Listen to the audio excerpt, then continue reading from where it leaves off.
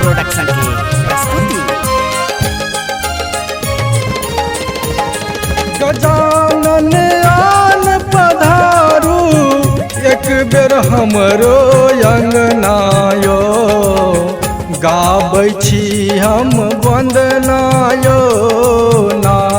गजानन आन पधारू एक बेर हमरो अंगनायो, गाबै छी हम वंदनायो ना।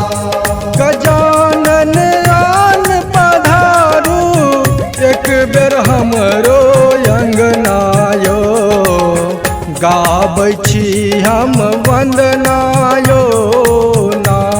गजानन आन पधारू एक बेर हमरो अंगनायो, गाबै छी हम वंदनायो ना।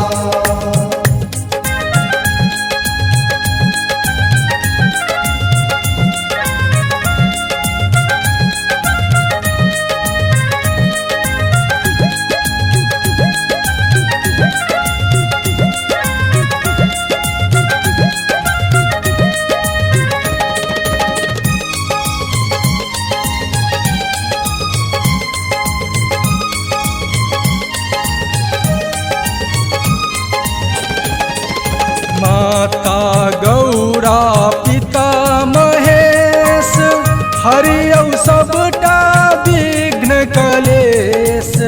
माता गौरा पिता महेश, हरियौ सबटा विघ्न कलेश। हरियौ सबटा विघ्न कलेश। रिद्धि सिद्धि के स्वामी सुनियौ हमरो करुणायो, गाबै छी हम वंदनायो ना। गजानन आन पधारू एक बेर हमरो अंगनायो, गाबै छी हम वंदनायो ना।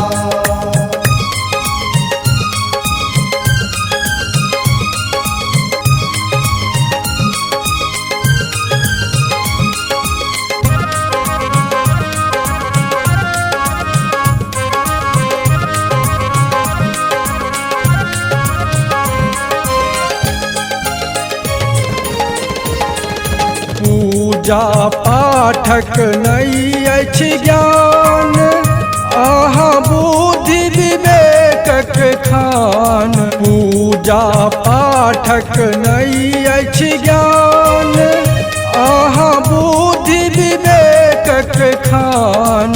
अहाँ बुद्धि विवेकक खान।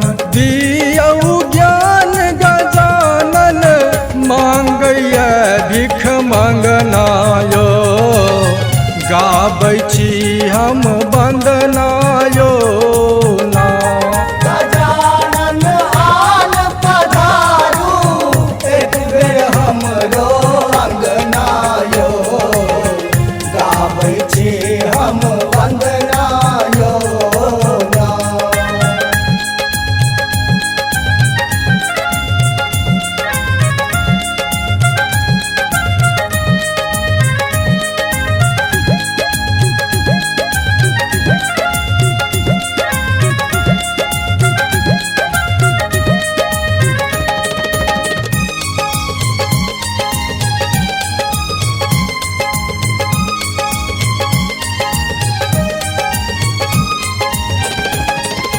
सबसँ पहिने अहीं के पूजा, लंबोदर और न दूजा।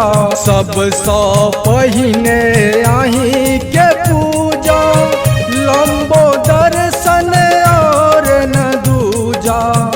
लंबोदर और न दूजा। सेवक सुमित विनायक, सब दिन अहीं के चरनायो, गाबै छी हम वंदनायो ना। गजानन आन पधारू एक बेर हमरो अंगनायो,